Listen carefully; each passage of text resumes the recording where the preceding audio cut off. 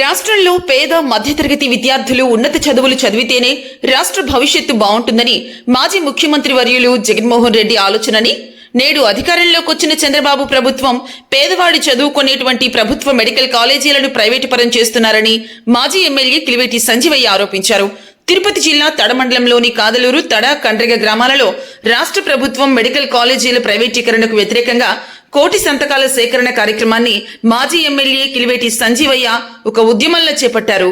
మాజీ ముఖ్యమంత్రి జగన్మోహన్ రెడ్డి ఆదేశాల మేరకు కోటి సంతకాల సేకరణ చేసిన మాజీ ఎమ్మెల్యే కిలివేటి సంజీవయ్య వీరి సొంత గ్రామం కాదలూరులో ఆయనకు గ్రామస్తులు ఘనంగా స్వాగతం పలికారు. జగన్మోహన్ రెడ్డి ముఖ్యమంత్రిగా ఉన్న రోజుల్లో పేదలు సుభిక్షంగా ఉంటూ ప్రభుత్వ పాఠశాలల్లో కార్పొరేట్ స్థాయి విద్యా విధానాన్ని అభ్యసించారని, నేడు రాష్ట్రంలో ఆ పరిస్థితి లేదని మాజీ ఎమ్మెల్యే కిలివేటి సంజీవయ్య అన్నారు.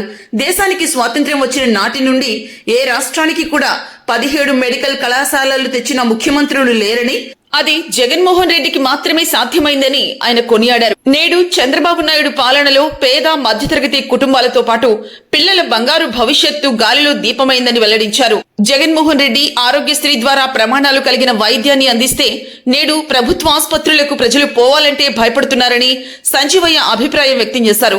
మెడికల్ కాలేజీలు ప్రైవేటు పరం చేస్తే పేదలు ఎటువంటి పరిస్థితుల్లో డాక్టర్లు కాలేరని, అదే మెడికల్ కాలేజీలు ప్రైవేటు పరం చేస్తే డాక్టర్ల సీట్లు అమ్ముకోవచ్చు అన్నదే చంద్రబాబు నాయుడు పాలసీ అని ఆయన తెలిపారు.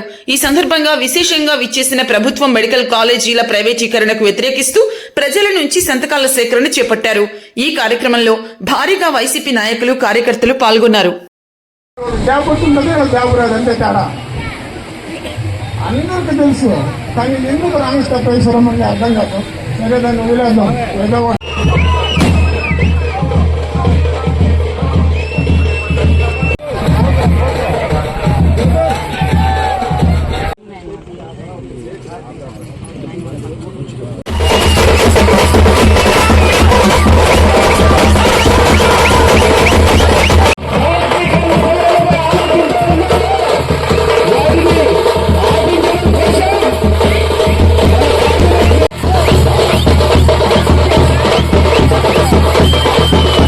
మీరు కొంచెం వెనక్కి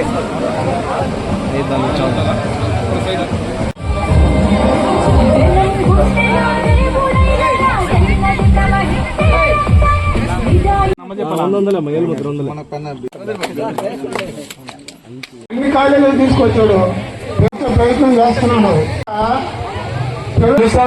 సూలూరుపేటలో పోతే సిహెచ్సి ఎంత గొప్పగా చేశామో, పిహెచ్సీలు కావచ్చు, సిహెచ్సీలు కావచ్చు, సుమారు 3,000 కోట్ల రూపాయలు పెట్టి పిహెచ్సీలన్నీ కూడా బాగు చేసి పేదవాడికి మంచి ఆరోగ్యం ఇవ్వాలని చూశారు ఆయన.